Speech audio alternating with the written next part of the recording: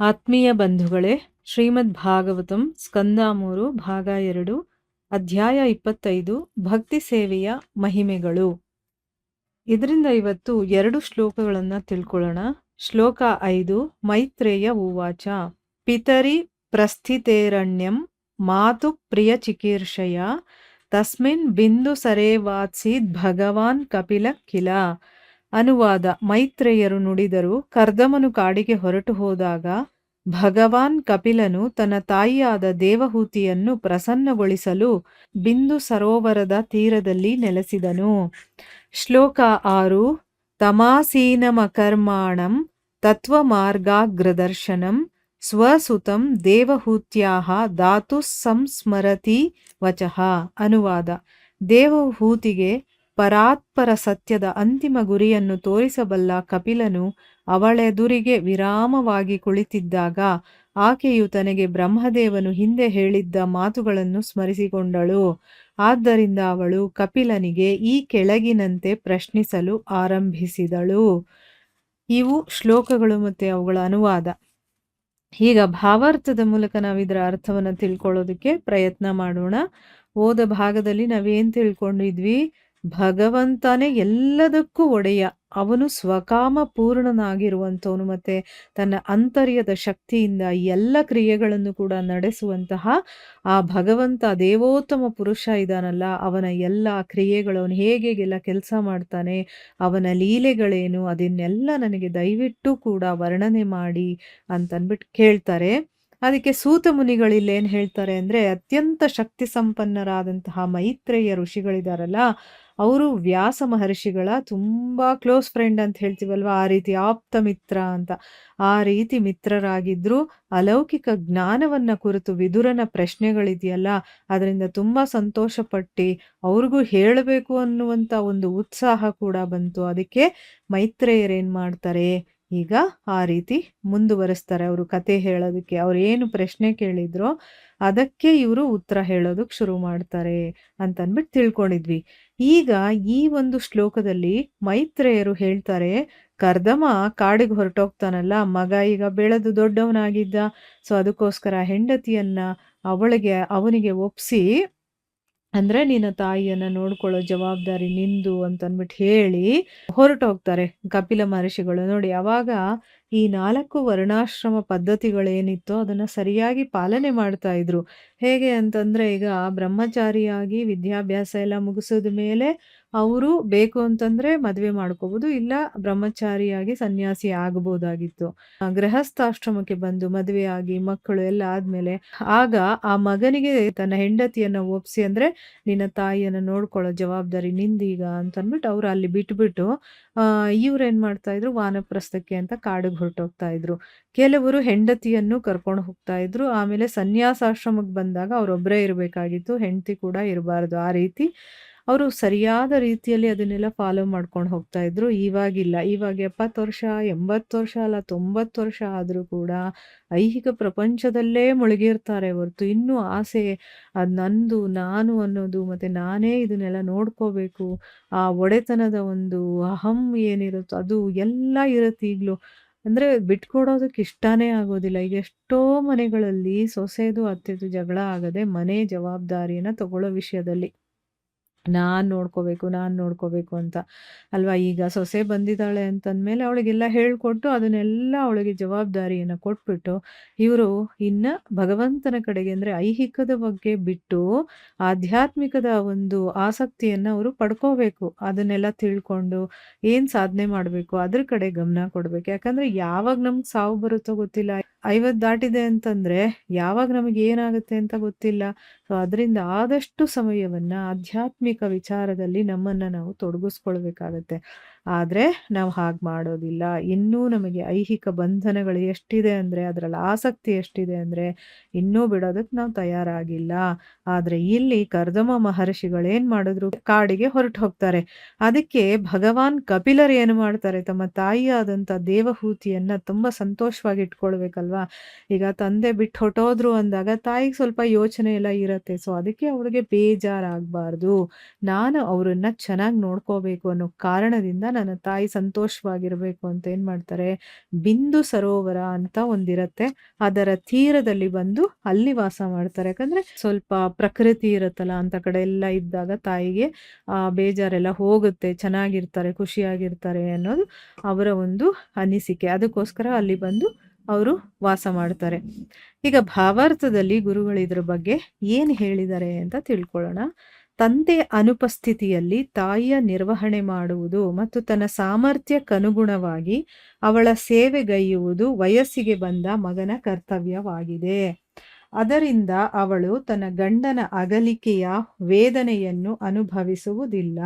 ಅಂತೆಯೇ ತನ್ನ ಹೆಂಡತಿಯ ನಿರ್ವಹಣೆಯನ್ನು ಮತ್ತು ಕುಟುಂಬದ ಕೃತ್ಯಗಳನ್ನು ವಹಿಸಿಕೊಳ್ಳಲು ಮಗನು ಸಮರ್ಥನಾದೊಡನೆಯೇ ಮನೆ ಬಿಟ್ಟು ಹೋಗುವುದು ಗಂಡನ ಕರ್ತವ್ಯವಾಗಿದೆ. ಅದು ಗೃಹಸ್ಥ ಜೀವನದ ವೈದಿಕ ವ್ಯವಸ್ಥೆಯೂ ಆಗಿದೆ. ಸಾಯುವವರೆಗೂ ಕೌಟುಂಬಿಕ ಕೃತ್ಯಗಳಲ್ಲಿ ನಿರತವಾಗಿ ತೊಡಗಿ ಇರಲೇಬಾರದು. ಆತನು ಹೊರಟು ಹೋಗಬೇಕು. ಕೌಟುಂಬಿಕ ಕೃತ್ಯಗಳ ಮತ್ತು ಹೆಂಡತಿಯ ನಿರ್ವಹಣೆಯನ್ನು ಬೆಳೆದು ನಿಂತ ಮಗನು ವಹಿಸಿಕೊಳ್ಳಬಹುದಾಗಿದೆ. ನೋಡಿ, ಇಲ್ಲಿ ಒಬ್ಬ ಮಗನ ಜವಾಬ್ದಾರಿ ಏನು ಅನ್ನೋದನ್ನ ತುಂಬ ಚೆನ್ನಾಗಿ ವರ್ಣನೆ ಮಾಡಿದ್ದಾರೆ.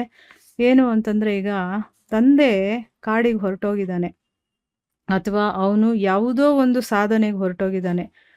ಆಗ ಅವನ ಅನುಪಸ್ಥಿತಿಯಲ್ಲಿ ಅವನಿಲ್ಲದೆ ಇರಬೇಕಾದ್ರೆ ತಾಯಿಯ ನಿರ್ವಹಣೆ ಮಾಡೋದು ಮತ್ತು ತನ್ನ ಸಾಮರ್ಥ್ಯಕ್ಕನುಗುಣವಾಗಿ ಅವನಿಗೆ ಎಷ್ಟಾಗುತ್ತೋ ಅಷ್ಟರ ಮಟ್ಟಿಗೂ ಕೂಡ ಆ ತಾಯಿಯ ಸೇವೆಯನ್ನು ಮಾಡೋದು ವಯಸ್ಸಿಗೆ ಬಂದಿರುವಂಥ ಮಗನ ಕರ್ತವ್ಯ. ಆದರೆ ಈಗ ನಾವು ನೋಡುವಂಥ ಒಂದು ಈ ಪ್ರಪಂಚದಲ್ಲಿ ತಂದೆ ಮನೆ ಬಿಟ್ಟು ಸಾಧನೆ ಮಾಡೋದಕ್ಕೆ ಹೊರಗಡೆ ಹೋಗೋದು ಇಲ್ಲ. ಮತ್ತು ತಂದೆ ಏನಾದರೂ ಚೆನ್ನಾಗಿದ್ದು ಅವನು ಮನೇಲಿ ಇರಬೇಕು ಅಂತ ಆಸೆ ಪಟ್ಟರು ಕೂಡ ಮಕ್ಕಳು ಅವ್ರನ್ನ ನೋಡ್ಕೊಳ್ಳೋ ಒಂದು ಪರಿಸ್ಥಿತಿಯಲ್ಲಿ ಇಲ್ಲ ಇವಾಗ, ಅಲ್ವಾ? ಈಗ ಆಧ್ಯಾತ್ಮಿಕ ಅನ್ನೋದೇ ಎಲ್ಲೋ ಅಪರೂಪಕ್ಕೆ ಸಿಗತ್ತೆ ಹೊರತು ಯಾರು ಈ ಸಾಧನೆಗಳನ್ನು ಮಾಡೋದೇ ಇಲ್ಲ. ಕೆಲವರು ಇದ್ದಾರೆ, ಮಾಡ್ತಾರೆ. ಅಂಥವ್ರ ಮನೆಗಳಲ್ಲಿ ಹೇಗೇಗಿರುತ್ತೋ ಗೊತ್ತಿಲ್ಲ. ಆದರೆ ಮಕ್ಕಳ ಕರ್ತವ್ಯ ಏನು ಅಂತಂದರೆ ವಯಸ್ಸಾಗಿರುವ ತಂದೆ ತಾಯಿಗಳನ್ನು ಚೆನ್ನಾಗಿ ನೋಡ್ಕೋಬೇಕಾಗಿರುವಂಥದ್ದು ಇವ್ರ ಕರ್ತವ್ಯ. ಇಲ್ಲಿ ಮಗ ತನ್ನ ಕರ್ತವ್ಯವನ್ನು ಸರಿಯಾದ ರೀತಿಯಲ್ಲಿ ಮಾಡಬೇಕು. ತಾಯಿಗೆ ಅವನೇನು ಮಾಡಬೇಕು, ತಂದೆಯ ಅನುಪಸ್ಥಿತಿಯಲ್ಲಿ ಸೇವೆ ಮಾಡಬೇಕು. ತನ್ನ ಸಾಮರ್ಥ್ಯಕ್ಕೆ ಅನುಗುಣವಾಗಿ ಅವನೇನು ಚೆನ್ನಾಗಿ ಲಕ್ಸುರಿಯಸ್ ಆಗಿ ನೋಡ್ಕೋಬೇಕು ಅಂತ ಏನಿಲ್ಲ. ಆದರೆ ಅವಳ ಮನ್ಸಿಗೆ ನೋವಾಗದೇ ಇರೋ ಥರ ಅವಳನ್ನು ಸಂತೋಷವಾಗಿ ಇಟ್ಕೋಬೇಕು.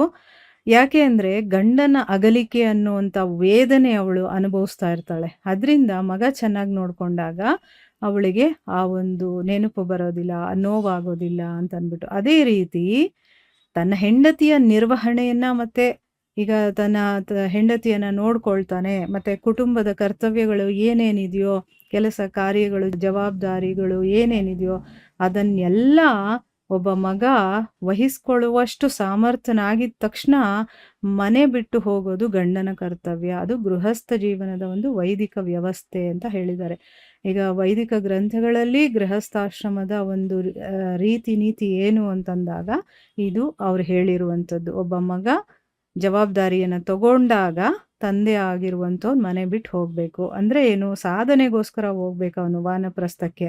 ಈಗ ಹಾಗಿಲ್ಲ. ಯಾಕೆ ಅಂತಂದರೆ ಈಗ ಕಾಡುಗಳಿಲ್ಲ, ಅಲ್ಲಿ ಹೋಗಿರೋದಕ್ಕೂ ಆಗಲ್ಲ. ಆ ರೀತಿ ಹೋಗುವಂಥ ನೆಸೆಸಿಟಿನೂ ಇಲ್ಲ. ಅದನ್ನು ಕಲಿಯುಗದಲ್ಲಿ ಅವರು ಹೇಳೂ ಇಲ್ಲ.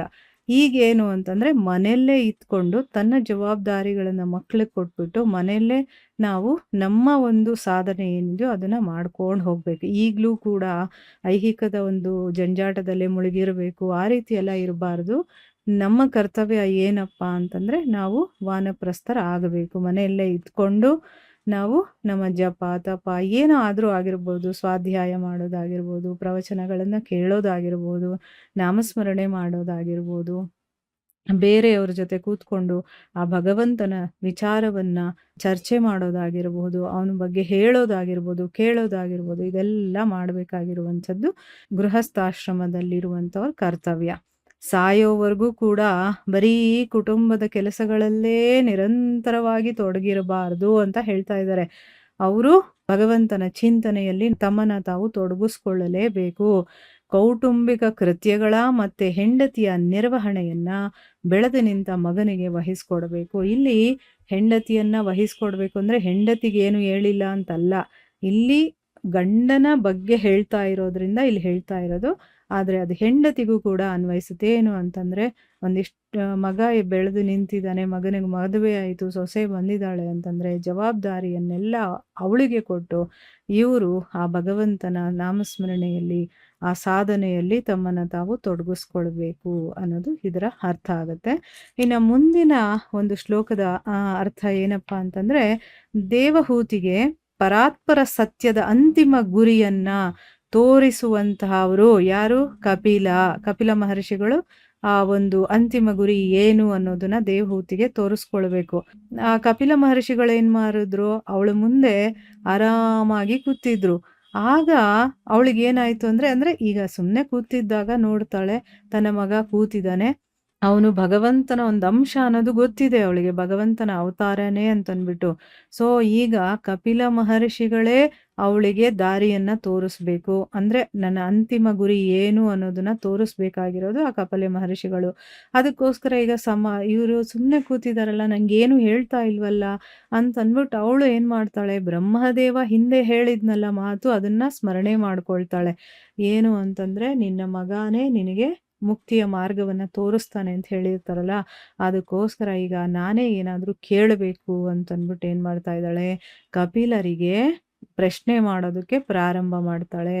ನೋಡಿದ್ರ, ಯಾವಾಗಾದ್ರೂ ಜ್ಞಾನ ನಮಗೆ ಬೇಕು ಅಂತಂದ್ರೆ ನಾವು ನಮ್ಮ ಎದುರುಗಡೆ ಇರುವಂತ ಗುರುಗಳೇ ಆಗಿರ್ಬೋದು, ಸದ್ಗುರುಗಳೇ ಆಗಿರ್ಬೋದು, ಅಥವಾ ನಮ್ಗೆ ಹೇಳೋರು ಯಾರಾದ್ರೂ ಮುಂದೆ ಇದ್ದಾರೆ ಅಂತಂದಾಗ ನಾವು ಮುಂದೆ ಹೋಗಿ ಅವರಿಗೆ ಪ್ರಶ್ನೆ ಮಾಡಿದಾಗ ಅವ್ರು ಹೇಳ್ತಾರೆ ನಮಗೆ. ಅವ್ರು ಬಂದು ನಮ್ಗೆ ಯಾವತ್ತೂ ಹೇಳೋದಿಲ್ಲ, ಆಯ್ತಾ? ಯಾವಾಗ್ಲೂ ನನಗೇನು ಪ್ರಶ್ನೆ ಇದೆಯೋ, ನಾನೇನು ತಿಳ್ಕೋಬೇಕು ಅಂತ ಆಸೆ ಪಡ್ತೀನೋ, ಅಥವಾ ನನಗೇನು ಸಾಧನೆ ಮಾಡಬೇಕಾಗಿದೆಯೋ ಏನು ಅನ್ನೋದು ಮೊದಲು ಹೋಗಿ ನಾವು ಪ್ರಶ್ನಿಸಿದಾಗ ಮುಂದೆ ಏನು ಮಾಡಬೇಕು ಅಂತನ್ಬಿಟ್ಟು ಅವ್ರು ನಮಗೆ ತಿಳಿಸ್ಕೊಡ್ತಾರೆ. ಮತ್ತೆ ನಮ್ಮನ್ನ ಕರ್ಕೊಂಡು ಹೋಗೋ ಜವಾಬ್ದಾರಿ ಕೂಡ ಅವ್ರದ್ದೇ ಆಗಿರುತ್ತೆ.